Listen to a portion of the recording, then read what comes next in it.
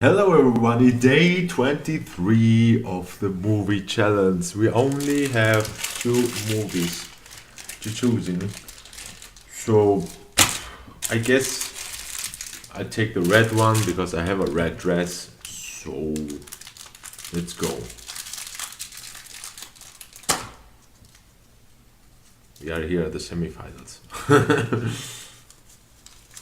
The one movie tomorrow. Oh, the challenge is finally over. So we have 8-6 Diary of a Serial Killer.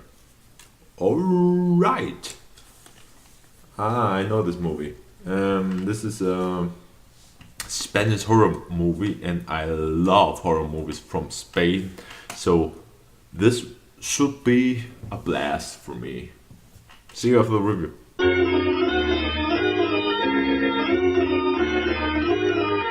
So in 8-6 Diario en un Asesino tells a story about Antonio Frau. Yeah, his last name is Frau, and in Germany Frau means woman. He plays a serial killer who's been set free after 25 years of jail for the violent murder of his girlfriend. This is the scene where the movie begins. You see how Antonio and his girlfriend, Rosa, I think was the name, have a little argument, and he lost his cool and then strangles her to death because the reason for him was, if I don't have you, nobody should have you. And after he left the jail, he gets an old motel because this old motel was inherited of an old relative he never knew, specifically from an old aunt.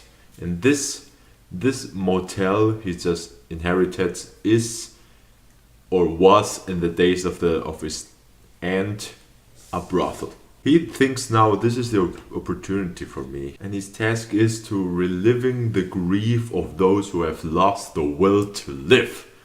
So he's just like a savior for horse. So it's just like the modern Jack the Ripper, the Jacos de Ripos in Spain. And yeah, and as the title says, the title spotted, the title it's 8C, so it's the room 8-6, where he takes all of his victims to purify them. And most of them, or all of them, are just whores he met on the street. And before he kills them, he just rapes them. And yeah, but doesn't sleep with his wife. I don't know why. And his wife also works in a hospital, and she cheats him with an older doctor there. The time he was in jail, he read a book of a famous Spanish serial killer who wrote a diary and write everything down in very detailed manner. And this was his inspiration, so he thinks I can do it better, more detailed, so my goal is to become famous. The thing I liked about this movie is you really see the isolation. I like the shots where you see long takes of long halls, or at the top of the staircase, or the outside shots of Spain. And I liked it where this house was very, very dimmed, so it was very dark, so it was kind of the representation of the feeling of the serial killer, how dark and alone he is in his mind. And this movie is not really gory. It has these scenes where he kills his victims with a chainsaw. This is a wow, gory shit.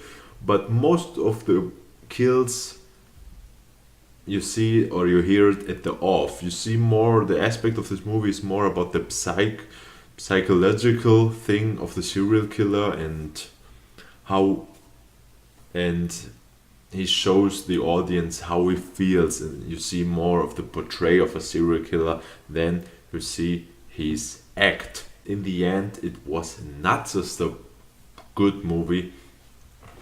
It has its flaws. It's I guess gore fans will be criticize this movie. It has not enough death or dead bodies or gore effects, and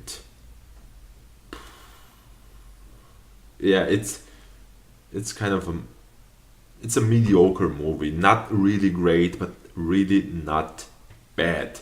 So it's in the perfect balance. It's a perfect 3 or C. But there are other Spain movies that are pretty better, just like Wreck. Wreck, I really recommend Wreck because it's one of a fantastic Spain horror movie. It gets this American remake, Quarantine, but it was just a copy of Wreck every scene. So in the end, A6 didn't blow me away, but really is not a great movie per se, but for genre fans or for those who want to fill the gap of horror movies, and now we are in the holiday spirit, and it's kind of fitting. I saw today a horror movie with chainsaws, and I wear a red dress, and it was in a red gummy bear package. How was it? Diarrhea of an assassin. Diario de un asesino. Oh, the Spanish language. It's magnificent. How he writes and how he thinks. The narration of Antonio was pretty amazing. How in detail he everything wrote, or how he just write in detail how he served the brain of one of his victims to his wife with a little bit of oil and oregano and in pieces and with some very fine vino. Okay, Antonio, when you think you're good, then you're good. Okay, this was day 23. The Michael Jordan day is over, and tomorrow is the last day of this challenge. I'm very curious if I go out with a bang or I just kill myself. I hope it's a good movie because it's the holiday season and this will be break my spirit of the holidays. So, adios, muchachos. See you tomorrow. Bye.